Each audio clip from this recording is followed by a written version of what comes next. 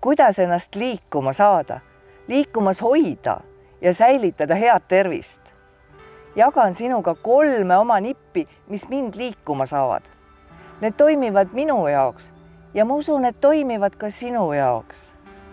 Esimene, teadvustan endale, et tahan ära liikuda vananemise eest. Aga ma püüan ka targemaks saada kõigest sellest, mis minu tervisele just praegu kasulik võib olla. Ja seda ka jagada. Tegutsema sunnib mind teadmine, et Eestis registreeritakse umbes 1600 osteoporoosist ehk luu hõrenemisest tingitud reieluukaela murdu aastas.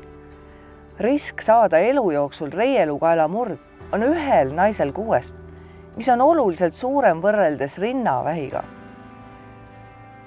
Siiski on hea teada, et luu hõrenemine ei ole paratamatus. Seda saab ennetada regulaarse liikumise ja õige toitumisega. Osteoporoosi ennetamiseks sobib kõige paremini aeroobne treening, kõndimine, sörkimine, tantsimine ja nii edasi. Liikumine ei tugevda mitte ainult lihaseid, vaid ka luid. Treening tuleb valida vastavalt vanusele ja enesetundele.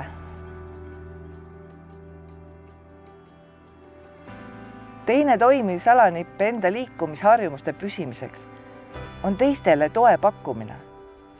Tule, lähme, teeme midagi oma tervise jaoks. Lähme kõndima. Saladus on selles, et kui ma saan sõbra endaga kaasa kas või kõndima, siis ei saa ju ma ise sellest kõrvale hoida. Osteoporoosist on ohustatud eelkõige naised. Miks see nii on? Menopausi saabudes hakkavad luud hõrenema keskmisest tempost oluliselt kiiremini, sest östrogeeni tase naise kehas langeb. Aktiivne liikumine aitab hoida luude tervist.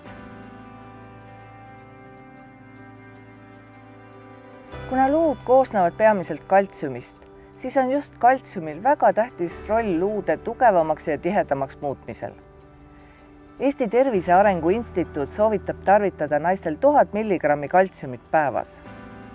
Menopausi ajal toimuvate füsioloogiliste muutuste tõttu vajab naise keha aga 20% rohkem kaltsiumi. Siin on abiks, kui hoiad kaltsiumirikkaid toiduaineid igapäevaselt oma menüüs.